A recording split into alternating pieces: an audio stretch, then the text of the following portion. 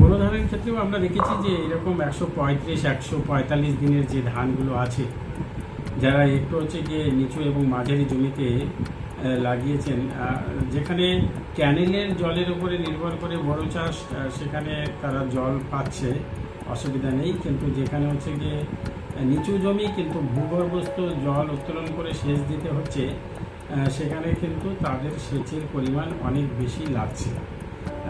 সেই ক্ষেত্রে হচ্ছে কি অন্য বার যেটা হয় যে এরকম আগাম বৃষ্টিপাত আসার পরে বোরো ধানে কিন্তু লাস্টের দিকে সেচ অত দরকার হয় না। প্রথম দিকে যেরকম 2-3টে সেচ দিলে পরে হয়ে যায় এবং পরিপক্ক হওয়ার আগে একটা সেচ দিলে পরেই হয়ে যেত। কিন্তু বোরো ধানের ক্ষেত্রেও যারা এই একটু লেটের দিকে বোরো করেছেন, তাদের ক্ষেত্রে সেচের সংখ্যা অনেক বেশি লাগছে। বোরো চাষের ফলনে ঘাটতির আশঙ্কা জলপাইগুড়ি জেলা জুড়ে। অনাবৃষ্টির জেরে চলতি বছর বোরো ধান চাষে জলসেচের ঘাটতি দেখা দিয়েছে। তাই অন্যান্য বছরের তুলনায় এবারের ফলনে কিছুটা প্রভাব পড়বে বলেই জানিয়েছে জেলা কৃষি দপ্তর।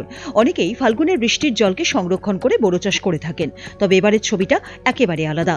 রাজগঞ্জ, ক্রান্তি, ময়নাগুড়ি, ধূপগুড়ি ব্লকগুলোতে বোরো ধান চাষ অনেকটা জায়গা জুড়ে হয়ে থাকে। প্রতিবছর বোরো ধান চাষে ব্যাপক সাড়াও মেলে। বোরো চাষের প্রথম কয়েকদিন সেচের দরকার হলেও পরবর্তীতে ধান পাকার সময় কিছুটা আগে জলের দরকার হয়। যারা একটু দেরিতে ধান লাগিয়েছেন তাদের ক্ষেত্রে সমস্যা আরো বেশি পরিমাণে দেখা দিচ্ছে। ময়নাগুড়ির এক চাষী নিতাই মণ্ডল বলেন, জলসেচের খরচ জোগাতে এবার হিমশিম খেতে হচ্ছে। ফলন ভালো না হলে অবস্থা আরো খারাপ হবে। অন্যদিকে জলপাইগুড়ি জেলা কৃষি বিজ্ঞান কেন্দ্রের বরিষ্ঠ বিজ্ঞানী ডক্টর বিপ্লব দাস বলেন, যেই এলাকায় ক্যানেল রয়েছে সেই এলাকায় খুব একটা প্রভাব পড়বে না, কিন্তু যেখানে জলসেচের সমস্যা রয়েছে সেখানে জমিতে জল দেওয়া না হলে ফলনে ঘাটতির আশঙ্কা দেখা দেবে।